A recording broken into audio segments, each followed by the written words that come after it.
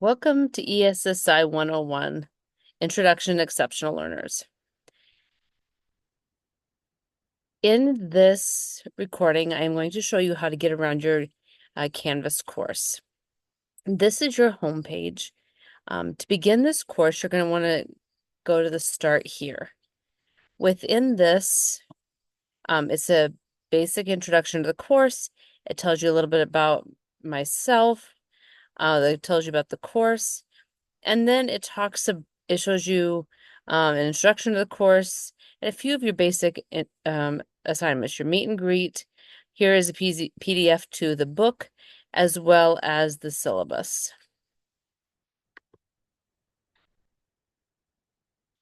From there, you can use the buttons across the top here where you have syllabus, the modules, and the more resources. So under the syllabus, you have, this is a 3-credit course. We'll meet on Thursdays from 7:24 till 9 o'clock. And here's the link to where we'll meet.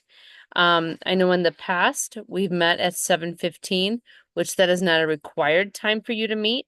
But what I have done in the past is that at 7:15, I can start going over assignments for the next week, and then I'll just start recording it. So we'll discuss that at the first night of class. I do dismiss promptly at 9 to respect your time and mine as, say, I know we all have busy lives. And if you have questions, I do ask that you bring them to me during office hours, you email them to me, as we meet for such a brief time. And then all assignments on Sundays, you'll have, if we have discussion threads, your first post will always be due on a Sunday. And then your response to your classmates are due on Thursdays. And there's many discussion threads that you're going to have options, whether you want to respond to the discussion thread within the thread or if you want to respond orally. They're not all like that, so make sure you always read them because I give you options. Because as you're going to learn that we all learn differently, and some students prefer to respond orally as to where others prefer to type. All quizzes are due on Sundays. All other assignments are due on Tuesdays. You will notice that many assignments on Thursdays in your calendar, you will not have any of those assigned to you. They are in your calendar, but those are in-class assignments. So always make sure to read the description. So here is the course description. This course is an introduction to key concepts and issues related to the characteristics of learners with a variety of exceptionalities. It includes a brief overview of special education history, policy and practices, and presents a comprehensive overview of high and low prevalence of disabilities within the context of Individuals with Disabilities Education Improvement Act and other associated policies and practices. This includes the general development, academic, social, career, and functional characteristics of individuals with mild and moderate disabilities as the characteristics relate to the levels of instructional support required, and the psychological and social emotional characteristics of individuals with mild and moderate disabilities. An overview of current trends in educational programming is also provided. This includes educational alternatives and related services, and the importance of the multidisciplinary team in providing more appropriate educational programming. You're going to learn about a variety of exceptionalities, and then you have your objectives. So pre-service teachers, which are you, will recognize historical impacts of social constructs, litigation and legislation of education. You'll navigate the IEP document and identify your roles in supporting the effective implementation of this program as part of the IEP team. You will apply a data-driven decision-making process to address the needs of struggling learners. You will identify the characteristics of a variety of learners and identify appropriate supports and strategies for learner success based on case studies. And then you will demonstrate perspective and reflection on interactions with a variety of people around the topic of disabilities through interviews, fact sheet development, and a book study.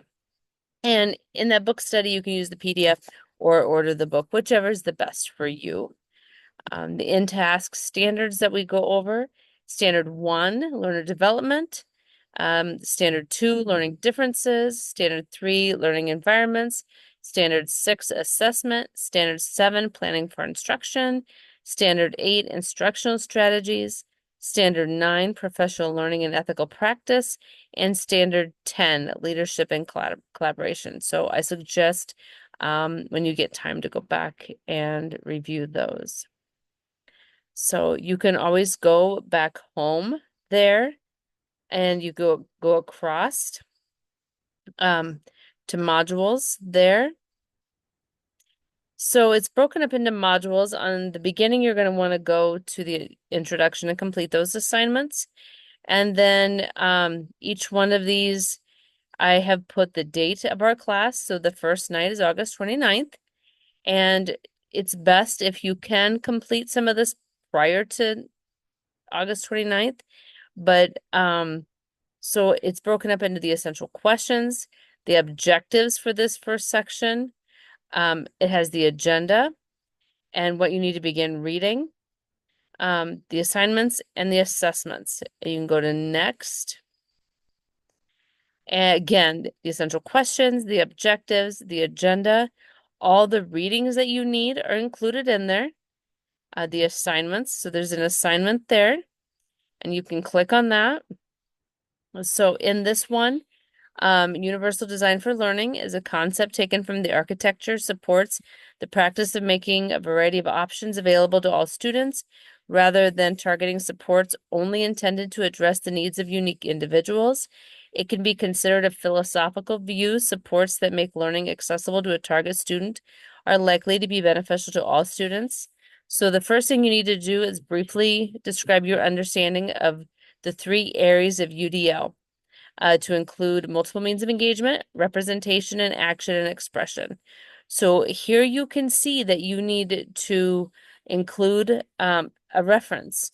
So what I would do is look up what it is if you don't understand. It's okay not to completely understand. Consider if and when a support becomes more than UDL and should only be made available to students with a diagnosed IDEA or a 504 disability. And then when crossed, does that give unfair advantage or risk skewing learning objectives? So this first one is worth 6 points. The second is worth 3. You need to respond to at least 2 peers with additional input or questions. And not just I agree or I disagree, and if you give additional input, make sure that I agree with your statement because, and then continue on. Or if you respond, did you think about this, and go on. If you disagree, state why, in a fair way. And then you need, at a minimum, include an APA reference with that. And in text citations, because we always want to give credit where credit is due. So on this one, your original post is due Sunday, September 1st, and then respond to a minimum of 2 peers by Thursday. So this one has the points in it. I will show you on another one where you can find the rubrics. So as you can see behind this heading, it says in class. Most of this will be done in class. We'll have a discussion on labels. So, but there's some readings you may want to take a look at ahead of time if you get an opportunity. The 6 essential components of IDEA. Again, if you get a chance to take, I'll have to put that in there as it did not open. So I will have to, it does download though. Try to put that in there. But then we have a challenge. So you're just going to want to make sure that you get yourself acquainted with that. On here, the philosophy on the use of labels is completed in class, but then there's some other assignments. One way to get used to your assignments is to use your calendar. You can find your calendar on the left-hand side, and right now I don't have it synced, So I will, um, I'll have to go into, I don't have it. So there, now you can see. As you can see right now, then it shows up like these are on Thursday nights and they say completed in class or on your own. So you have a choice because not all things people like to do within a group. This one, philosophy on labels, completed in class. I want to show you for September.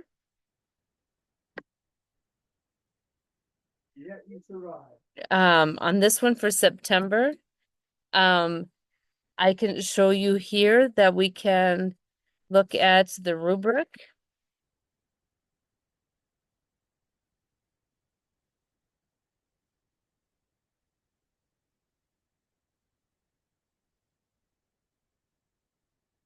Okay, so let's look at, um, oops.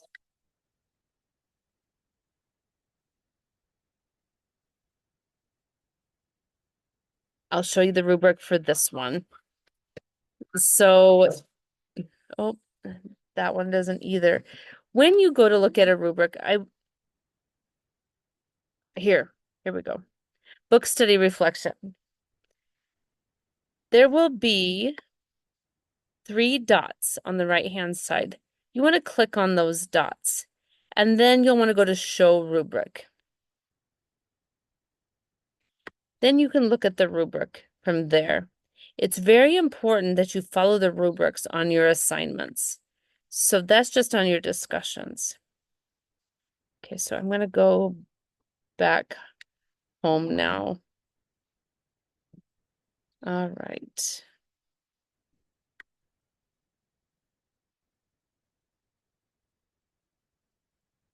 I also emailed everybody your syllabus. On your syllabus, you're going to see that I have office hours on Monday nights from 4:30 to 6:30 p.m. You are welcome to text me to set up a time.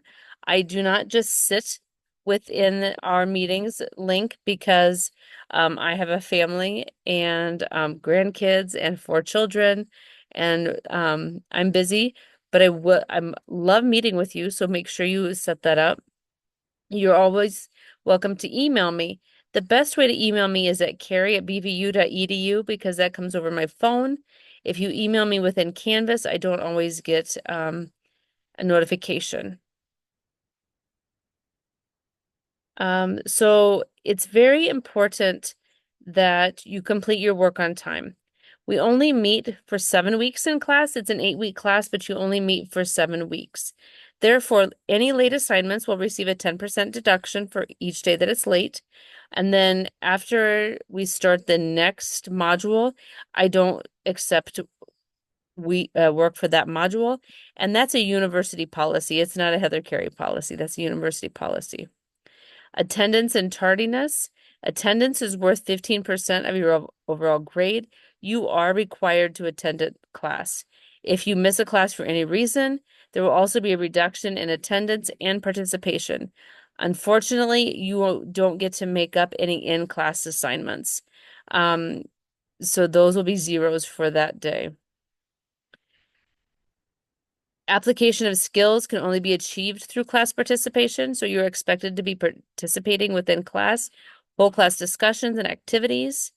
It's important that you have your camera and your microphone working and on.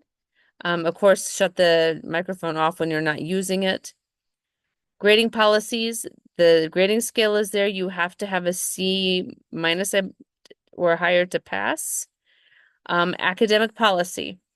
So we have to make sure that personal integrity, academic honesty are fundamentals of scholarship. If there's any problems, I will reach out to you personally. I will give you one opportunity to resubmit. Once that becomes a problem, then we'll have a conversation. But on this syllabus, you can also see how the course is broken up. So, If you have questions, make sure that you get a hold of me. We'll have a conversation. I look forward to seeing you in class. Have a great week.